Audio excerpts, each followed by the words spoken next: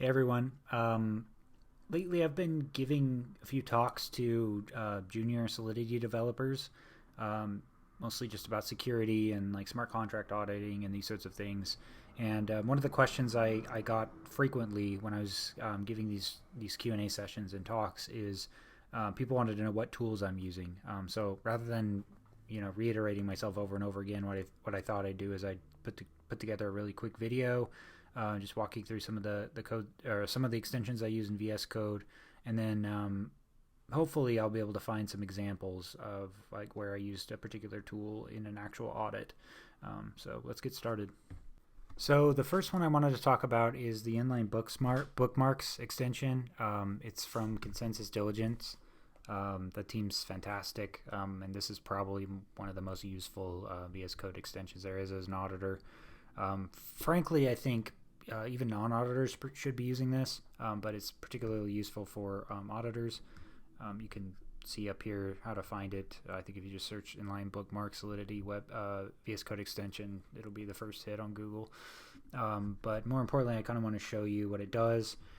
So as an auditor, you're going to be looking through a lot of code. I think this particular contract has around 10,000 lines of code in it. It's an audit I've done already. But so what this extension allows you to do is you can sort of add this annotation here anywhere in the code. You can see I've got this. It's just a standard comment, but if you add the @ symbol and then audit, what it will do is in the case of an audit, it'll leave a red bookmark off to the side, so you can sort of visually see like, okay, I left an audit specific comment here, and then also you'll be able to see it down here in your code browser. All of the comments you've left as part of the audit anywhere in the code, right? And so in this case, for every single smart contract that I've looked at, I can jump directly to all of the audit comments I've made. So typically when I'm auditing, what I'll do is I'll start off writing these red ones. Basically everything is a red bookmark when I begin. I'm writing these, at audit with whatever comment it is I'm talking about here. And you can see here, often I'm just saying like, just general things. I'll do another video where I go through my entire audit process. But in general, I'm sort of just like making random notes as I'm looking at things, and I go, okay, there might be a way of exploiting this, there might not be, but I just want to make sure that I'm marking this down in the code.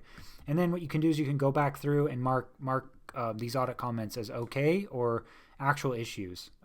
If you mark it as an issue, it'll turn up purple. If you mark it as okay, it'll turn up green. So this is super useful.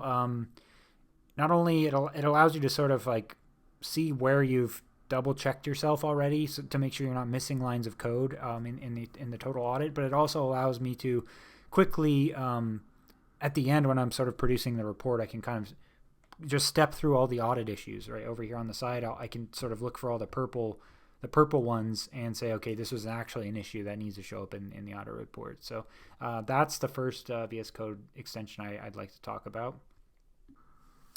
So another tool I like is Slither. I know this is somewhat controversial. A lot of people feel like Slither is, or I guess static analysis in general is not that useful. It just is nothing but a false positive machine. Usually I would say what Slither finds is like, dead code or like unused variables or something like that are the only things it really finds for me. And most people are sort of already familiar with Slither.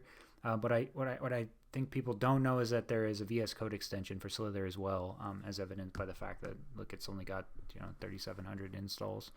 So I actually like it for that, and I'm actually not necessarily looking for it to find anything for me. But what I like it to do is sort of underline. What it will do is it'll underline bits of code that are sort of, they warrant more investigation, basically. So once you install the VS Code extension, you'll have a little Slither icon over here.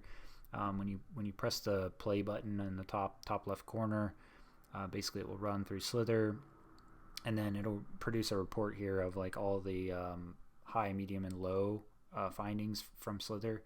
Again, I don't use this view that much, but what it does is like I said, it has this sort of underline section right here, right? And so in this case, it looks like there's a delegate call in here. There's something about a loop in a payable function. There's some talk about inline assembly, right? And so these are all good things. I mean, like I said, usually these are sort of false positives, but they're good things to be aware of as you're reading through the code to know, okay, this chunk of code is, you know, more risky than the other chunks of code, right? I mean, you can see the fallback doesn't have any sort of underlining in Slither. Neither does the receive, you know, so it's like, okay, clearly there's nothing too major here in terms of code, but for sure right here there's something going on in this chunk of code that I need to spend a lot of time to sort of look into. So I like the VS Code for that reason. So the last tool I wanted to talk about was Foundry. It's most people sort of already know about Foundry. If you don't, I highly recommend checking it out. It's you know, similar to like Truffle or Hard Hat or something like that, but the benefit is that you can write your tests in Solidity. This isn't the video is not necessarily about Foundry specifically. You can sort of look into Foundry on your own and kind of decide what sort of test framework you want to use. But in particular, what I wanted to do is talk about the Foundry fuzzer. I find it quite useful when I'm auditing. One of the examples I quickly coded up here was an example where a project had written an assembly version of the pair-for contract, the pair-for function in the Uniswap libraries. And so the idea here that was like, you know, given two tokens, return the pair address for those tokens. You can see here they wrote it up in assembly. And so one thing I thought to do while I was auditing was like, hey, can I run a fuzzer against these two implementations? So I quickly coded that up in Foundry. One of the benefits of Foundry is it's very easy to write these sort of small little POCs. So in this case, I have these two functions, their assembly version and then the Uniswap version here. And what I can do is I can sort of pass the tokens in, right? In this case, I'm just giving 2 0 address tokens. But if I wanted to, let's say, turn this into a fuzz instead of a unit test, it would be as simple as passing these in as two parameters in the function call directly here. And now these two addresses are going to be fuzzed rather than hard-coded as inputs to the test. So in that case, it's very easy to, you know, quickly write a test and then also get fuzzing immediately after that. In this case, the two implementations matched, so it didn't really matter, but it's always nice to have extra tools in your toolkit as an auditor. If you like that video and you are interested in learning how to be an auditor yourself, I have put together a document of all the resources that I used to learn how to become an auditor myself, starting with, you know, basic Solidity, learning how to code in Solidity, all the way through to some boot camps, capture the flags, and a list of auditing firms that are hiring auditors right now. So a link to that document will be in the description of this video. It's only $100. I've seen other auditing firms charging upwards of $2,500 for the same content. And since you're coming from my YouTube channel, I'll be giving you 20% off as well. So enjoy.